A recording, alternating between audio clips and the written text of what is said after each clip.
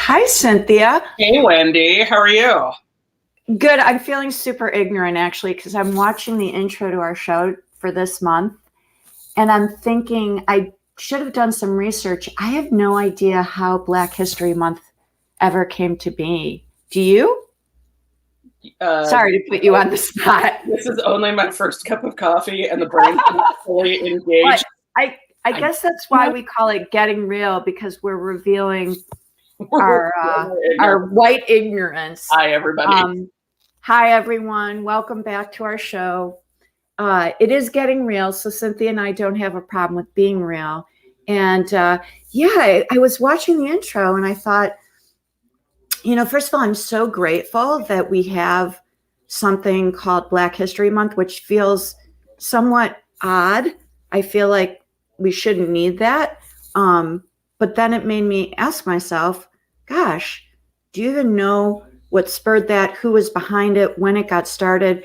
I think it's a function of how crazy I've been that I didn't even think to do that research. So if any of our listeners, our live listeners, knows the answer that can put me out of my white shame of not knowing that answer. So there was a precursor event, but in 1970, Black History Month was proposed by Black educators and the Black United Students Group at Kent State University in 1969, actually. And then the first celebration was 1 year later at Kent State. You freaking know this? No, I looked it up. I have research in my job title for. Oh my gosh! I'm like 1969. You just pulled that out of your tushy, because you know this. Well, that was very good. That was seamless. So thank you. Thank you for. So no, I'm really honestly, even though it seems a bit odd that we need a construct like that, obviously I'm super grateful for it. Look what I just learned, Look what I just learned. But I'm really, pardon me? I drink and I know things. So anyhow, well, welcome back after a month of us not being on our show. Hope life has been good for you. So in the spirit of our kind of silliness before we get into things, we always just chit chat about something random. And I think today we decided to talk about the most interesting thing we've cooked or eaten in the last month. Yeah. In the spirit of getting real, I have all kinds of fruits for healthy smoothies and good choices. And those bananas did not get turned into a healthy option. So this morning I banged out a batch of chocolate banana muffins. Okay. My hand got the best thing. I have this issue with aspirational shopping. I think it creates a ridiculous amount of waste. I have this ongoing argument with my husband because he shops aspirationally. He has been for years. And we always throw the stuff out. Like the 10 bananas that he wanted to make the smoothie with and, all this stuff. So, it's, I guess it's a first world problem. It is totally a first world problem. So how have you been? You've been good? Except for the frozen pipes during the Arctic blast, because for viewers who don't know, I'm not in LA or Orlando, the hotbeds of themed entertainment. I'm in Kansas. How have you been?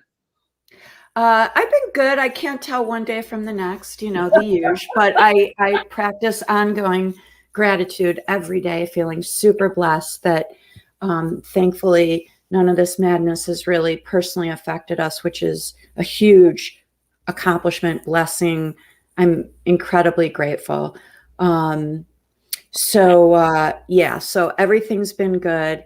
And so I'm losing track of where we're at in the show. Do you want me to in the coal mine? See, I'm 3 hours behind you, or 2 hours behind you, or whatever the hell is. Yeah, so keep me on track. Where the hell are we? So the big news story for the week. Oh my God, our obnoxious producer's like, let's get our guest introduced. Stop talking and let's get our guest. Anna, we're getting there. So for those of you who don't follow museum drama and diversity, inclusion, equity, and access in museums, look up Newfields in Indianapolis, formerly the Indianapolis Museum of Art, rebranded as Newfields, with a botanic garden and a couple of historic houses. And late, the Friday night of President's Day weekend, word got out that in their job description posting for the new director of the museum, reporting to the CEO of Newfields itself, they had embedded in the job duties that not only would the director of the museum need to diversify the audience, but also maintain the, and these were the words they used, traditional core white art museum audience. And all hell broke loose. Not only did this make it past multiple levels of review at the institution, it also made it past review at the fancy pants executive search firm that they had hired to conduct the search, Oppenheim. And the CEO of Newfields is now out. The board has made the board has made all kinds of pledges about what they're going to do and how they're going to change. And it prompted a really huge discussion in the community, with a number of white museum people going, "Oh my gosh, they said the quiet part out loud." And I was watching. So effed up. I know. And I was watching a number of my BIPOC peers saying, "Might have been quiet to you. It was never quiet to us."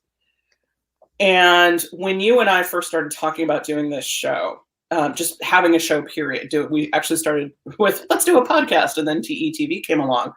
One of the names that I immediately threw out is, I want this person as a guest.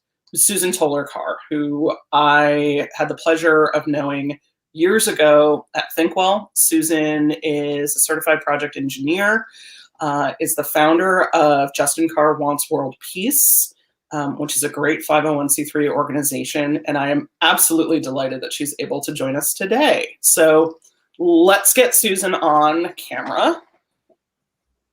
Hi, Cynthia, Wendy. Welcome to our show. Thank you for having me. Now, when we I can't even imagine when Susan, I'm sorry, Cynthia. What an introduction. Like, we'll get into, Susan, your reaction to this whole Newfield situation, but I can't believe that in 2021 that we're still dealing with this. Yep.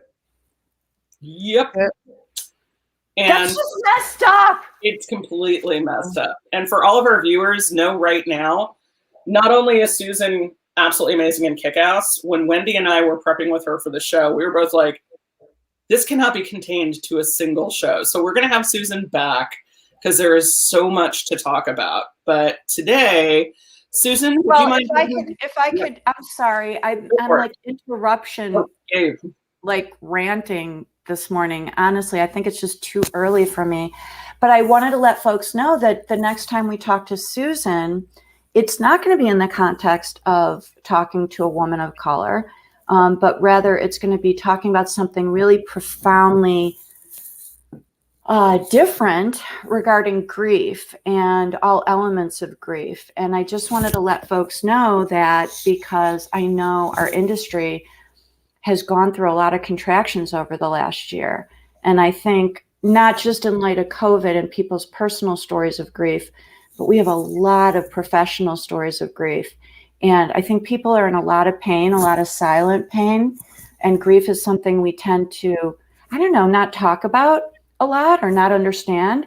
And so Susan graciously unfortunately, one of her legacies is a story of grief, and we're going to be addressing those issues the next time we talk to Susan. So I wanted to just tee everyone up that it's going to be a pretty intense, moving show, and I think something a lot of people will be able to relate to. I'm done interrupting. Sorry. No, you're not. That's it. I'm not. Introduce yourself to the viewers.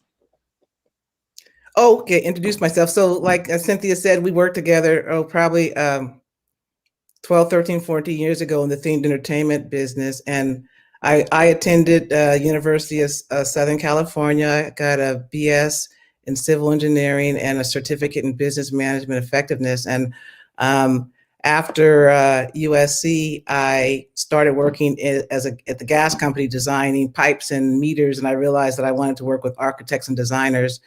And I actually got a job at Walt Disney Imagineering in the facility group and worked on projects in California and Florida.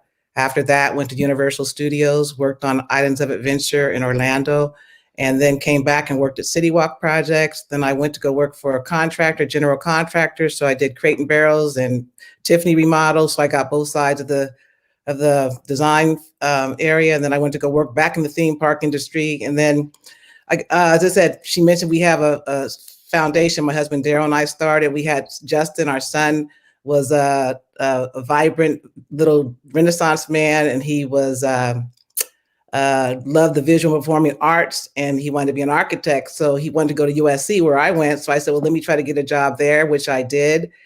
And unfortunately, when Justin was 16 years old, 8 years ago, actually, this past Monday, he called me. He was getting ready to go swimming, and he just said, I'll see you at 5 o'clock. We're going to go see Hairspray. And jumped in the pool to do his usual swim team workout. And he had sudden cardiac arrest, and he died. So Justin died 8 years ago at the age of 16. He was 6'3", healthy, strappy, strong. Loved, as I said, the visual performing arts. He was an artist. He loved the theater. He loved music. He loved to sing, and he wanted to be an architect, like I mentioned. So I was at USC, and that was the day our world changed. So because of that, my husband, Daryl, at Justin's funeral, he said he remembered when Justin was 4, he got a chance to bless the food, and he wanted to bless everybody in the family.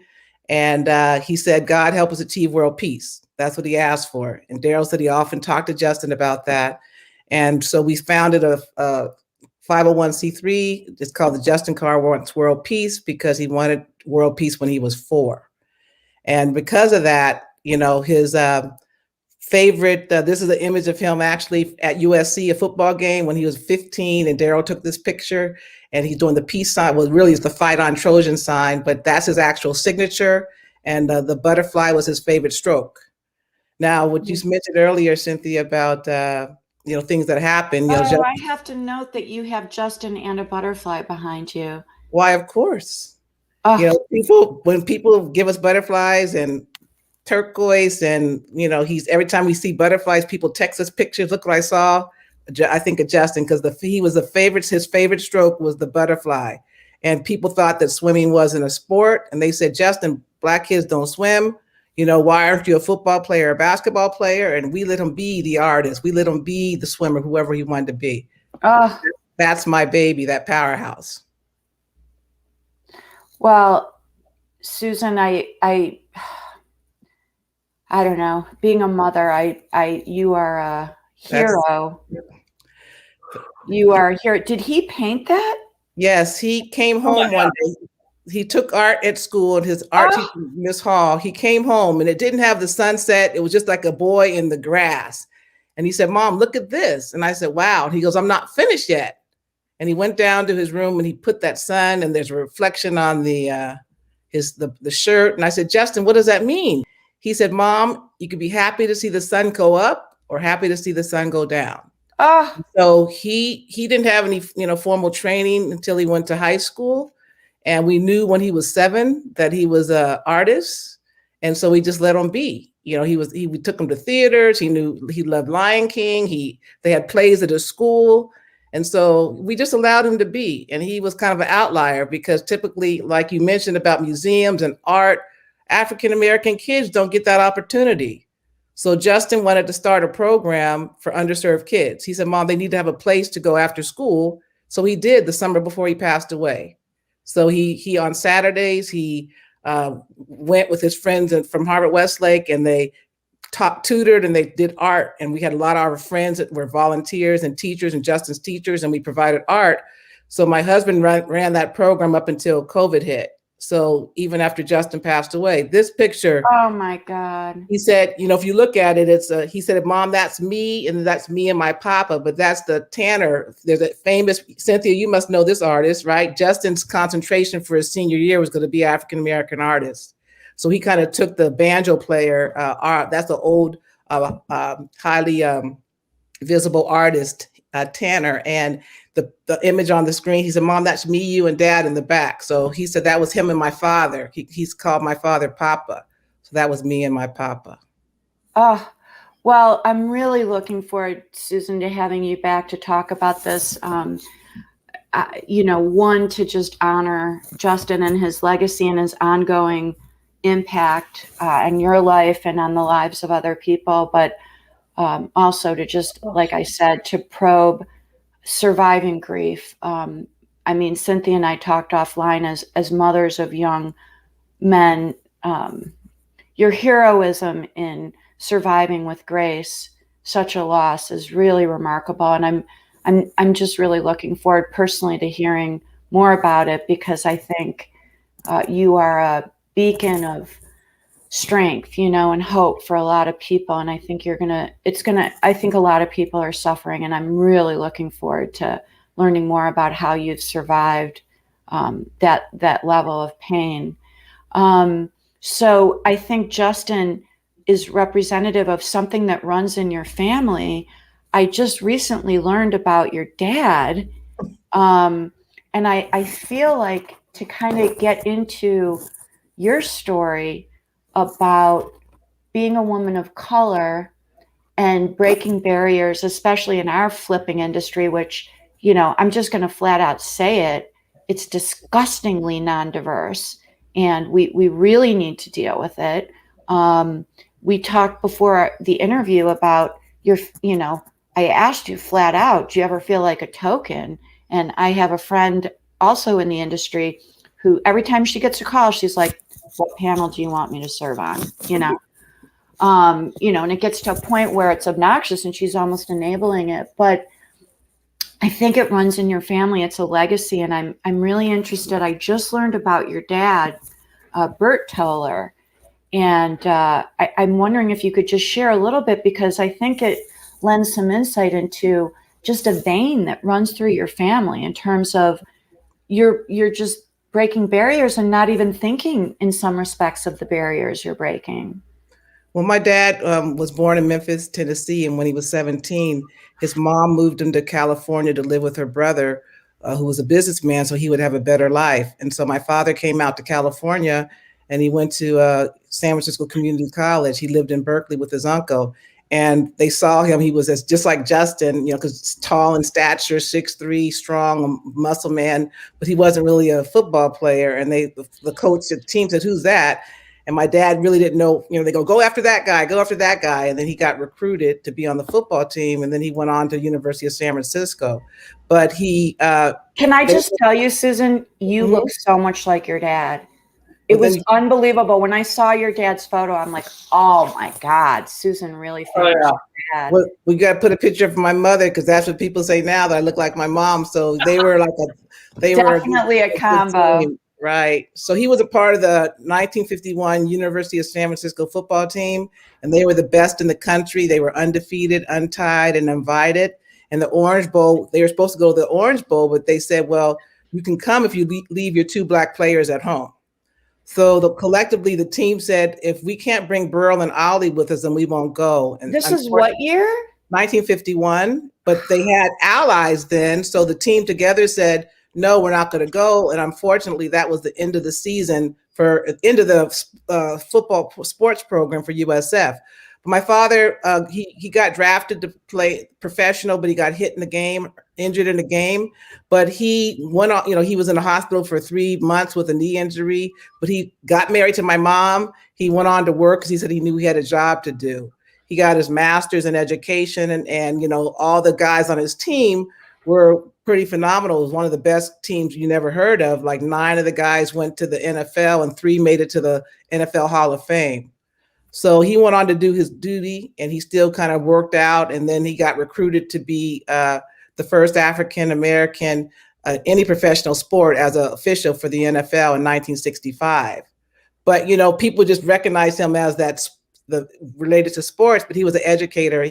There's dad. And so I just found out when we were doing this interview that NBC, you know, put together last week about my dad, that under that helmet, he had protective gear. I never knew, but my younger brother, Martell, said that he was at home and my dad was packing and he saw this cap and he said, "Dad, what is that for?" He goes, "Oh, sometimes people throw things at me." So, but my father never talked about it. He didn't talk about it at all. And I was shocked. I just found that out 2 weeks ago. He would work, 5 days a week in the education system. On Saturday mornings, my mom would drive him to the airport. He'd come back on Sunday nights or Monday nights, whenever, if he had a football, game, and then he'd go back to work the next day. And he loved kids. There's 6 kids in my family, and everybody else outside of the family, he extended his love. My mom did too. She was like his MVP. They couldn't do it without each other. So I was fortunate enough to grow up in a 2-parent household. And my dad always said that you can't let other people determine how you act. And I clearly remember one Tuesday, a journalist came to our house to interview my dad after a Monday Night Football. And the guy said, "You made a bad call last night." And my father said to him, "I called it as I see it." At that time, they didn't have instant replay. And my father said to him, "If you could show me a man who's never made a mistake, I'll show you a man who's never made a decision." Wow. And with that, the guy ended the interview. I was in the living room when that happened, because I'll never forget that phrase. But my parents instilled in us, they didn't say you can't or you shouldn't. And now when I look back on things, they held a lot of stuff in that they went through. My father didn't come home and say, "Someone threw a rock at my head as I was entering the field." He never talked about it. Wow. He said, I have a job to do and I'm going to do my best, and I'm not going to let other people determine how I act. So so I just want our audience to know, for those folks who maybe this is their first Getting Real with Wendy and Cynthia, we call it Getting Real for a reason. Both Cynthia and I are not ones to shy away from speaking our minds. And we also are old enough that we can take some risks that maybe some younger folks in the industry can't. And so we feel really strongly about having very candid conversations and asking questions that may be on other folks' minds, but they don't feel the liberty to basically ask. So I preface this by saying that for folks tuning in, personally, I'm going to ask some pretty intimate questions of Susan. And Susan, by all means, if I ever cross the line or say something just stupid, please let me know. But with that said, I'm wondering, when you were growing up, did you feel Black? Did you feel like you were a person of color in light of the fact that your dad and your mom were the type of folks they were, and that they wanted you guys obviously to have a great life and an integrated life, and they faced their own intense discrimination? How did your folks deal with that in terms of your identity and raising you? Well, we first knew who we were when we woke up every morning, because we couldn't hide the color of our skin. So I knew about Langston Hughes, Ralph Bunche, everything. Every paper I got a chance to write for high school, it would be about, something of, Thurgood Marshall. My mom always educated us. So we have books and wealth about our rich history and was never denied. And as we got older, we grew up in a neighborhood in San Francisco, and we went to the school where it was every nationality you can imagine. So we ran and played and studied with everybody, from white, Black, Asian, Filipino, Jewish. It didn't matter. That's how it was. And I wish it was still like that now. And did you feel, in light of that, because I grew up in Chicago, which was a very segregated city, and I suspect it probably is still unusually segregated. So I distinctly remember, and I remember, her name was Janice, the first Black girl to join my school district. I will never forget it. I will never forget the racism she faced. You being raised in an integrated area, did you feel like that was the world, that's the way it was going to be the rest of your life? And up until I was 9 years old, when I went to go sell Girl Scout cookies with my two blonde-haired friends, Mary Martin and Sharon McInerney. And we went to St. Francis Woods, which is up in San Francisco, it's affluent, not too far from they had big houses. So we assumed we all had nice house, decent houses, but we went to St. Francis Woods and because we said, oh, we're going to sell more cookies up there. And I realized after that just because it's bigger doesn't mean it's better. So we went to this, and I know the house. I can Google the house. I knew every time I go to San Francisco and I drive by this intersection, that's that house. And we just went off to go knocking on doors. And I went to this house up the stairs, and this middle-aged white woman opened the door. And before I could say, would you like to buy some cookies? She slammed the door in my face. So I walked down the steps and I went to the next house. And as I looked back, I saw that Mary was going to the same house. And I was going to say, oh, she doesn't want to buy cookies, but the woman bought cookies for Mary. So when Mary came down the steps, I told her what happened, and we both started crying, and we stopped and we went with Sharon, and we all went back to Mary's house, and we just cried on her mother's in the living room. And her mom said to us and me, she said, Susie, everybody's not like that. But I was 9 years old, so I didn't forget it, and I still know that house. And Justin used to go to San Francisco with us all the time. We went up there all the time. And he goes, Mom, I told him the story when we passed the house one time. He goes, Mom, could we go knock on that door so I can go talk to that lady? So I said to Justin, she was old back then, even though I'm not disclosing my age today. I said, she's not here. The numbers just don't add up. But I had to explain to him that there are people that are out there, but not everybody's like that. So I was fine up until that. And that's something I never forget. Wow. And I still talk to Mary Martin, once every couple of weeks. And a few weeks ago, she said, Susie, I've never had any racism against her. She goes, the only issue she ever had in her life was the Girl Scout cookies. And it wasn't even affecting her. It was me. Huh.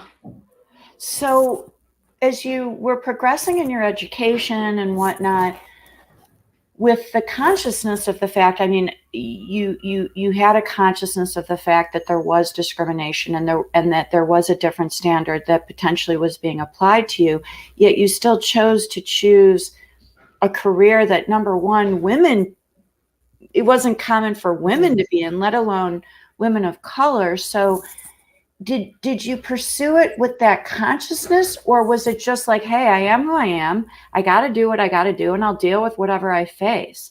Like, what was that like for you? Well, I actually didn't know anything about engineering when I went to school. I wanted to be a lawyer. And sometimes my husband says, you still dodge the bullet. He goes, you still like to argue. But I went to USC with the intention of becoming a lawyer, but I always liked math and science. And at the time, my roommate was an engineering major. And she since dropped out, but I joined the engineering and I went through the different disciplines and picked civil engineering.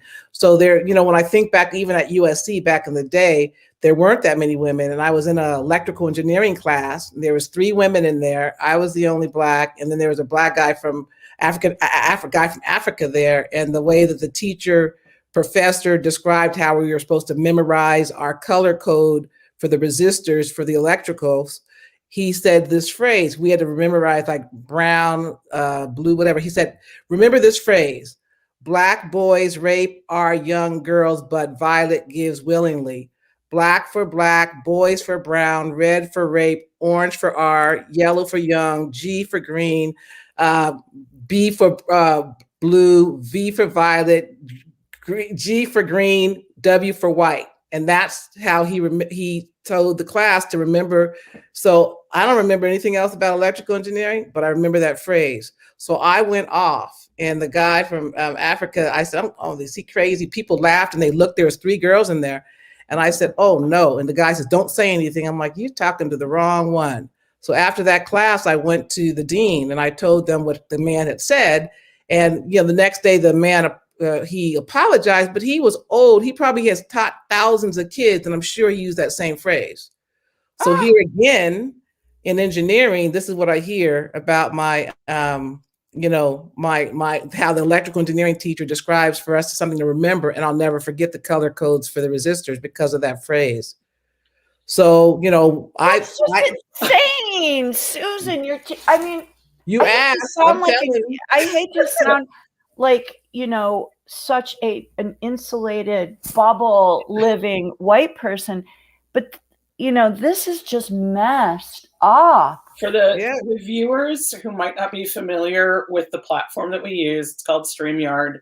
There is a backstage chat where both the people on the show and our behind the scenes producers, who should come on, by the way, and wave hello, yes. can talk and make sure that we're on track. And pretty much Anna and Kelsey, thank you guys. Exploded into, oh my God, that is horrifying at that story. As the parent of a teenager who's currently applying to engineering programs, they're not a whole lot better right now. That's what happened. I will never forget. So, I hung out with the guys in engineering, my friends. They were still my friends today. We studied together, and it was segregated at USC at the time, I must say. It was. But I still have friends. I was a resident advisor in the dorm and stuff, and I was involved in things. But bottom line was, you had your sorority and fraternities, then you had the Black students, and everybody was in their own little pocket. But I've always wanted a job where I could be in the field and also go work, in the office. But so I went to the dean. They knew me in the engineering department because I'm like, I'm not having it. But the other guy was like, no, don't say anything. But my parents said to use your voice. So I wasn't going to let that in. That was decades ago.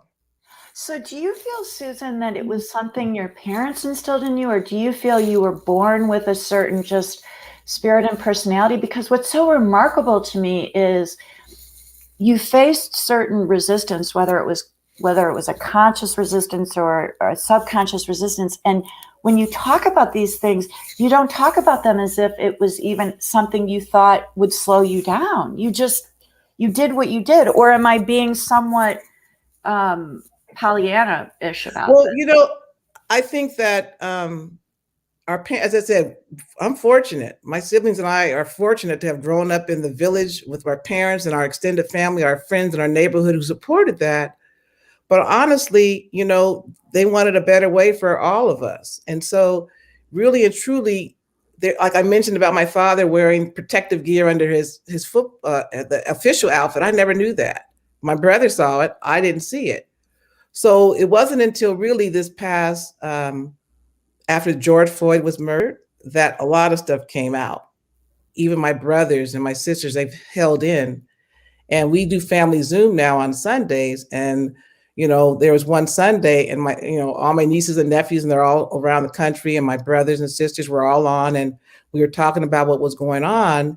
And I had enough that week because I was on another conference with educators, and it was when all the protests were going on. And instead of talking about the protests, they said, they started the meeting off. They said, oh yeah, there's protests in our neighborhood. Let's talk about how the schools are going to open in the fall. And I'm like, hold it up. And in the chat, I'm like, seriously, people got murdered. There's protests in the streets, and you're trying to pretend like it didn't happen. So I wrote this long thing in the chat, and I go, that's the problem. Is that if it doesn't affect you, we're going to pretend like there's not turmoil across the world. And so because of that, we had a subsequent meeting where we talked about it. But then, as I said, people that I knew, from my friends, from school, job, whatever, when we do these things with, when things happen, people support you. When we lost Justin, we learned firsthand that some people can handle loss and change and loss of, the death or safety or trust or whatever. And some people are right there with you. Some people can't deal with it, so they run away. So we've had friends that have been our friends, but they said it was too painful to be around us because losing Justin was too painful for them. Mm. So when we have this George Floyd thing happening and the world is on fire and they want to talk about schools reopening and not about it, you can't. So even with my friends that went quiet, they went MIA because they didn't know what to say. People don't know what to say when something happens. So what happened was I called them out. I have, support groups that I've been in, and As I said, friends that I know, and they couldn't say anything. And I said, you guys seriously? So I wrote a blog called As Quiet as It's Kept. It's on our website. And I just wrote about all these things. So at this one Sunday Zoom, my brother has 5 kids and his sons, and everybody's talking about things that happened. My nephew who graduated from Cal stopped 14 times driving while Black. And he's a coach there. He's an educator now. And I'm like, are you serious? I never knew that. My brothers stopped in the city. All these things, all these stories started to come out. And I was in shock. It's like, you guys have held this in from, people, them getting called the N-word, for them to get their teeth busted out by adults, and just stuff that happened. But my parents always came to the rescue. They didn't let that happen, but things that happened, but we held it in and didn't let it affect us. I guess my father's phrase, you don't let other people determine how you act. So that propelled me. I'm like, I got to talk about it. We can't hold it in, because there's a collision of COVID and, protests and civil unrest, and you can't pick and choose because it's all affecting us. And just because it doesn't affect you doesn't mean it's not, an issue. It's almost like a house where you just do cosmetic fixes, and there's really rot behind the wood and water under the floor. And if you don't do anything about it, it's only going to get worse. It's going to grow into toxins, even though you didn't build that house, but you inherited it. So we've all inherited what's happening right now, even though your ancestors may not have done it or been part of it, but we've inherited it. So we have to all collectively fix the issues. But we can't be, the spokespeople for everybody and be the saviors. We all have to look individually about what we could do to change. And that's what, my parents said to us. You don't lie, because you'll have to remember. Do the right thing. And so that's what we did. Well, Susan, if I could share a personal story, and it disturbs me in a way that this was 30 years ago, and we're still dealing with this, of my own moment, basically, of waking up. So I was in law school during the Rodney King riots in Chicago, and I just want folks to know I have the honor of representing right now the Rodney King Foundation, which is really fantastic. And I'm very grateful to have that opportunity to work with Laura King. But back 30 years ago, we had unrest hit Chicago because of the riots in LA. And I was at the University of Chicago, which was on the south side of Chicago, and some white students got hurt. And it was really alarming. It was one of those moments in time, and not being from Los Angeles, I don't think I fully appreciated what was going on in LA until I moved out here and saw some documentaries. And we walked into my constitutional law class. Mind you, we had 150 students in my law class, and 5 were Black. Okay. This is back in 1989, 1990. I mean, that's messed up.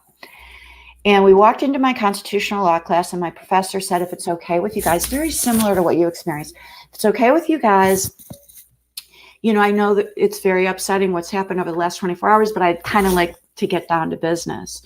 And I'll never forget my classmate, David Odom, shout out to you, David, raised his hand and he said, Professor Strauss, with all due respect, we have to talk about this. And I feel so stupid in hindsight that it took this moment, but he described for us what life was like for him as a Black man who was going to a prestigious law school, who went to Howard University. And yet when he walked down the street, women still crossed to the other side. People still locked their car doors. He was still followed by security when he went into stores. You name it. And me, I think, just being perpetually behind the times and naive, I was like, you gotta be kidding me. And it was that moment of like waking up to like, holy shit, this is what, and it makes me really sad that we're talking about events 30 years later, and yet people are still waking up to this. Mm-hmm. And I think it goes back to just empathy and compassion and really trying to walk in other people's shoes.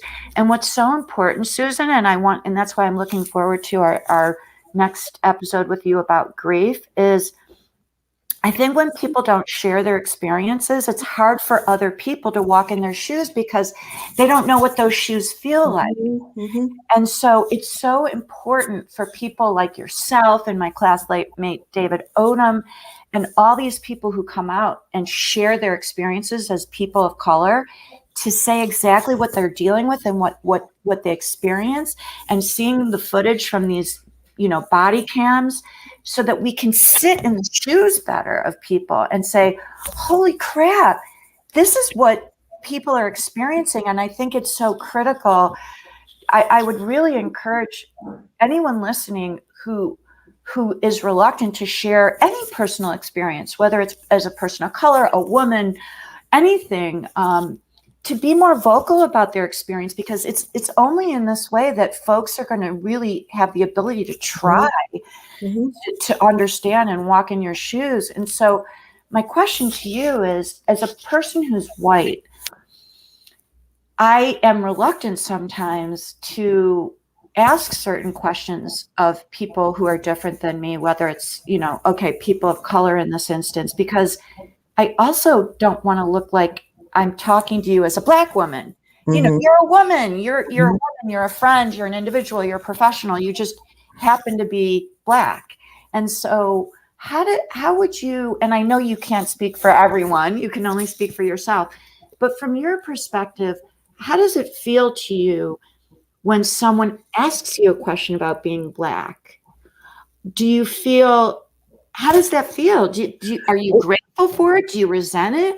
Well, I always like to just educate. I think education is power, and a lot of their people just don't know. Because I said, even my friends that I've known and shared moments with, they didn't know all the things that have happened in my life, because I don't, we carry stuff in our backpack that people can't see. They can't see that there's the woman, she must have lost her child because the way she's walking with that heavy backpack. They don't see that. They don't see the stress, the loss of trust and safety that we have. As I said, all the pressures of the world are mental health issues. And so, when people ask, there's some microaggressions that are out there that people say, well, there's just certain things that people say that you need to reevaluate. But I think that if people really honestly and earnestly want to know, then I educate them and I tell them. So, there's a thing where, like, being silent about things, that's being complacent, and that people want to know and they want to walk by our side. They can't walk in our shoes, but they can walk by our side. And they just want to understand because they've never had to deal with it. They've never had to deal with any of it. What would your recommendation be for someone like myself who is consciously acknowledging a difference in someone and already formulating the question? I've acknowledged there's something different about you and I want to ask because I earnestly want to understand, but I feel self-conscious or awkward of asking because it outs me as a person who's seen the difference. Do you know what I'm saying? It's like, so what would you recommend? I think we can't fix everybody. I think baby steps that people take, and there's things that you say and do, and how how you teach your children, how you teach the people you work with, what's right, what's wrong. You got to take baby steps and get educated and ask, because what do you do when when you need research? You ask. You'll say, well, how is it like when you go here? What's it like? Because you don't see the difference because it doesn't happen to you, but it's the willingness to do that, which is really so it's important. Not offensive to you if someone calls you out as a Black person and says, hey, how did you feel in that meeting? And I feel like something. I tell them. I mean, they see it. It's obvious. It's almost like things are obvious, but people don't say it. So you could be a bystander or you could be an upstander, right? So you could either let somebody get stepped over, or you could say, hey, that's not right, instead of saying, oh, well, let's move on. So there's a way you got to, when you see something that's clearly wrong and you pretend like it didn't happen, then that's the problem. So as I said, we have to do individual, even with corporations and companies and families and friends. And, we make choices on who we play with, who we eat with, what things we let our kids see from media, what we don't let them see. Because, racism is not born, it's bred, because I have a melting pot of nieces and nephews from every nationality, from white to Filipino to Brazilian. We have interracial everything, and we all love each other. That's how it was growing up. So it wasn't, but everybody doesn't have that. We weren't separated by lines and divisions, which a lot of cities are made of. We are able to, we were able to move about because my parents said you could do whatever you want. You can go wherever you want to, so that's the thing, is we have to make personal choices and those baby steps if you want to. And there's some hard conversations you may have to have with your spouses, with your friends, with your children about your beliefs, but it's time, does that make sense? Absolutely. I want to pick up on something that you mentioned in a couple of different ways throughout the course of this discussion. You referred to, we might not have built the house, but it's, we have to fix the house. Mm-hmm. Getting to the issue of these are systems. Racism is systemic. And if you don't fix the foundation and the walls, it doesn't matter how pretty the cladding is on the outside, it's rotten to the core. And you mentioned bystander and upstander and not letting something stand. For the three of us, we're older, we're established, we are often have that voice of authority in a room. But I get the question not infrequently from younger people that I mentor and coach. And I know that you work with a lot of younger folks. How can they, when they don't have that hierarchical power, how can they be an upstander in a room? How can they push back against these systems? How do you coach the young folks that you work with? Well, I must say I have to bring Justin back into the fray because he was like, he always helped the underdog. And when he saw something that was wrong, he said something and he did something. So, he may not have been challenged by standing up for people. Like if there was a kid who didn't have a lunch, he'd call, Mom, I need lunch for my friend. So I think because of who he was, that rubbed off on his peers, which I'm very close to now. A lot of them I didn't know before. And when they see something, they call me. They're like, did you see, what do we do? And it's like, they have empathy and compassion. And I think that's really important, to have the courage to speak up, to be able to resolve conflicts. And speak up what's right. I don't care about what politics side you're on. Right is right and wrong is wrong. So instilling in them and giving them the information to want to stand up and to want to say something. So they've been able to, like a lot of Justin's friends, change their majors to be more social justice. They called me when they were in college saying, I decided to help the girl that was passed out on the steps. I'm glad I didn't go to that party and I brought her in. I did what Justin would do. Another friend was really down and out and I listened to them. So that, when you see something and you think about what's your presence and what you want to, who you want to be, because there's so much competition on all levels in this world, but just doing the right thing is really important. So Susan, with the remaining time, I'd love to just address the elephant in the room. And I may offend a lot of people. Anna's got a question too. Well, and I think the elephant in the room is the same question, which is our industry. Themed entertainment, location-based entertainment. I'm sorry, Susan, but the fact that we had a short list of people to talk to during Black History Month for this show is really sad. So what has been your experience? What do you think's going on? What can we do? What should the industry do? I'm going to keep it real. When I was working at Southern California Gas Company, and one of the guys in our group was going to go work at Walt Disney Imagineering because a girl in our group's brother worked there, he gave her his resume and he got a job. And I said, "Ooh, can I give you my resume for your brother?" And she says, "Well, he doesn't know you." And I'm like, "Well, he didn't know him either." So what I did was I called Walt Disney Imagineering, found out who the managers were for the project engineering and facilities engineering group. And I sent my own cover letter and resume and I got the job, right? So when I came in to give my notice, this girl, my peer, was horrified, okay? And I said, "And I didn't need your brother." Same thing with when I took my state license for my professional engineering. All of us took it together. And that Monday, I knew, I just didn't think that, they go, "Why do you want to take the test? You don't need your license. You do so many other things better." And I said, "Because I want to get a license in professional engineering." So there's all this backlash, right? But I went on to get my PE and I went on to go work at Walt Disney Imagineering. And, I remember I was working in Florida when they were getting ready to do Animal Kingdom. So I did all the environmental permitting out in the swamps with the guys. We were doing laying out where they could build and what they couldn't build with the uplands and wetlands. And I started looking at the environmental impacts. And so I wrote a whole environmental impact of different permits that we needed and everything for Disney. And there was a guy that worked there, and back then I was learning how to do Excel. Maybe he goes, well, I'll format it for you. So I did this whole report, and he maybe changed a few columns, and then he said, format it by Joe. I forgot his last name. I'm like, are you serious? So he tried to take credit of my intense research and effort that I did for months in the field. So of course, walking in the, on a construction site, people look and they're like, well, she must be delivering something because she's surely not in charge. So I had to deal with that a lot. But once I started speaking and knew that I knew how to read drawings and direct and design and build, it was okay. Well, I think I have issues that, just like I did in college in the electrical engineering, I had issues at every job I had, actually, but who's going to stand up for you and who's not?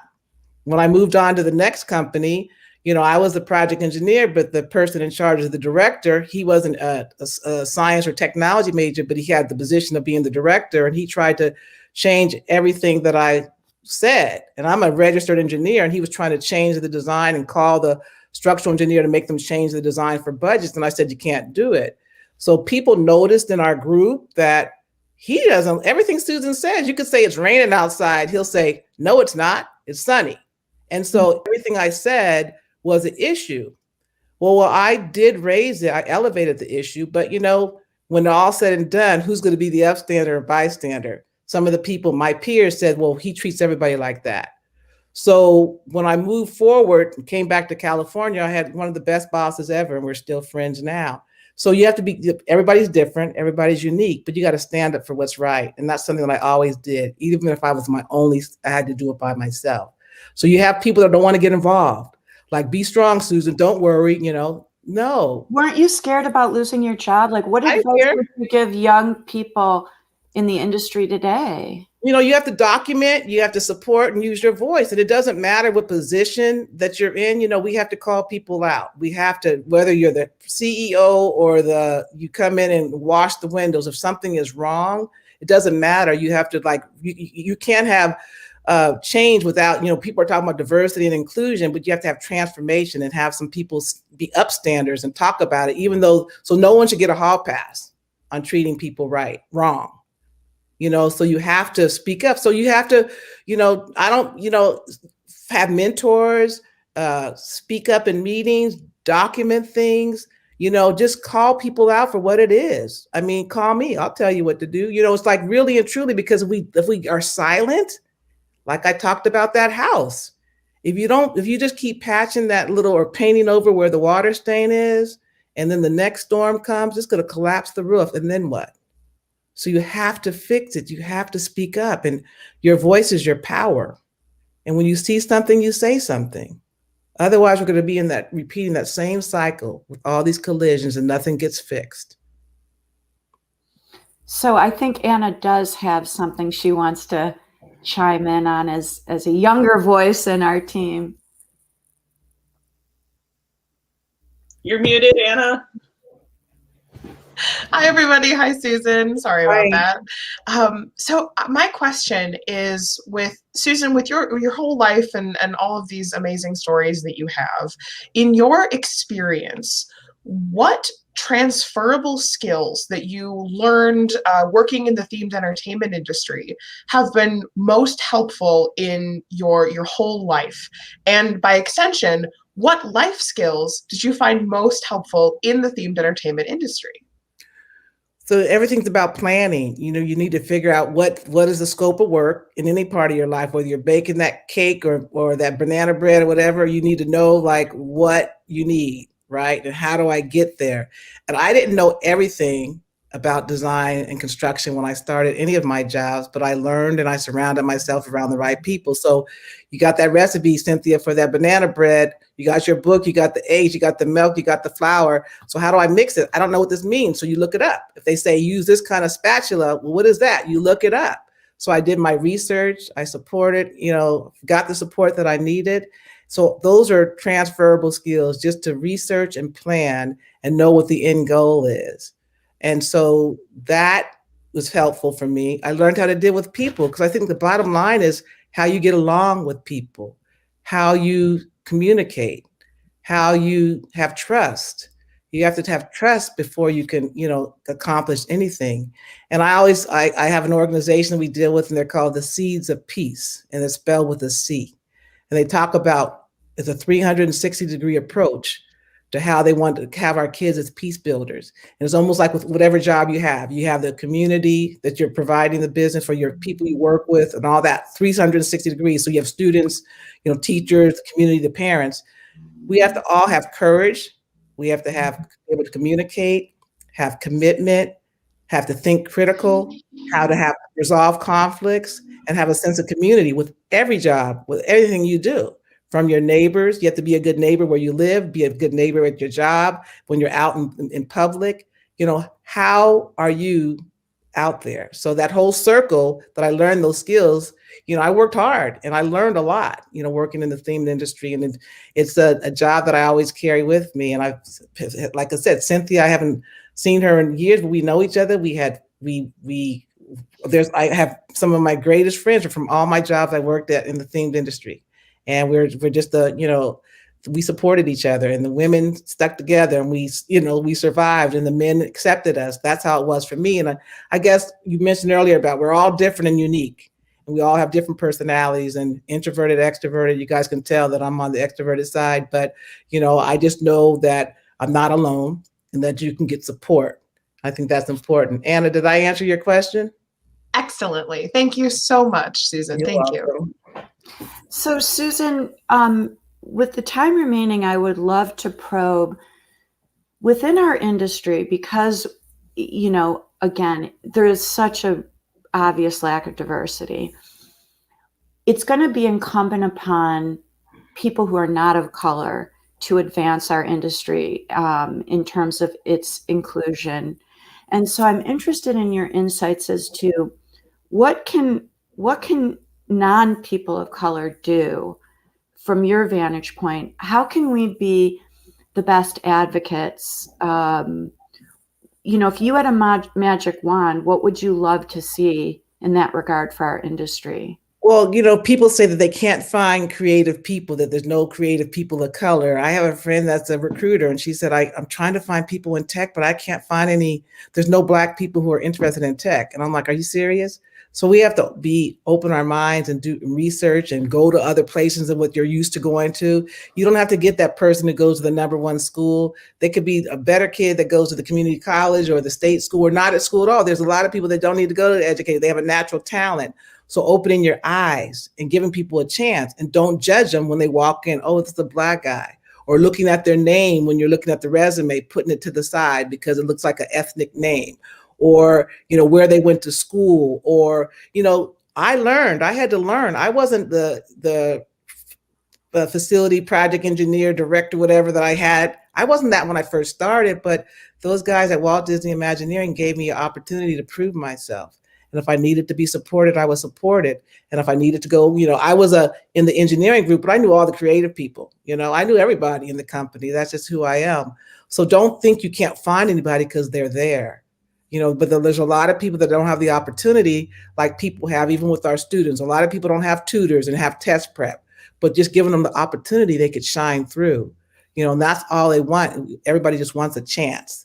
So just open up your eyes and don't think you have to get the kid from this school or this credential, because when it comes down to it, you're going to teach them what they need to know. You want to make sure that they get along, and find their voice and get along with your team and make a difference. It's like, why would you want them on your team? So don't say you can't find anybody, because there's thousands and hundreds of thousands of millions of people that can fit the bill. And it always, how it is, I'm going to hire my friend. But if you keep hiring your friend, then you're not going to give other people a chance. So just, opening it up and being aware that there are people if you just look. And don't feel just the quota, because if you have them there, they don't have a voice, or you never promote them, right? What's that going to do? So give everybody a chance and figure out what your blueprint says of how you want to build that house, build that company, and make sure you get the right tools to do that and the right materials to do that. And we're just there. So what I'm taking from this, and it segues so beautifully into our next interview with you, Susan, is that you are just about quiet bravery. And it feels like that's exactly what your dad and your mom were and what they instilled in you. And what I take from this interview is that bravery can come in very subtle ways. And that as an industry and as individuals in our industry, we need to be effing brave. And so we just have to put our big girl pants on and say, in order for us to do right, we have to be brave in every decision we make. So I'm so grateful. I know, Cynthia, I've been doing too much talking today. Totally. Forgive me. But I want to explore your bravery in a different way next month. Okay. And you are a very brave individual, but you don't lead with it. Do you know what I'm saying, Susan? And I think that's remarkable that you put a new picture as to what it means to be brave. And I think that's something I think our industry needs to really wake up to, is we need to get braver. Well, I can't do it alone. I have a strong foundation of friends and family and strangers that have come into our side. You know, my husband and I, we do our best. It's hard. It's unimaginable to live because it changed our plan. The plan got changed, but we are supported. The kids support me. The students support me, and everybody that I know, my butterfly is right there flying around me, telling me where to go in this transformation that I had to make in a flash. So we are supported. We have a good foundation. Like I talked about that house. If I didn't have the foundation, I don't know how I would be on your show today. Thank you for having me. Thank you so much for coming on. And if we did not get to your question or your comment, viewers, in today's conversation, we're going to follow up with Susan and bring it into the conversation next time as appropriate. We appreciate all of you joining us today in the middle of your day. Susan, thank you so much. I really, really thank you so much. Thank you for having me. We're really looking forward to being back and probing more into just being brave and what that means.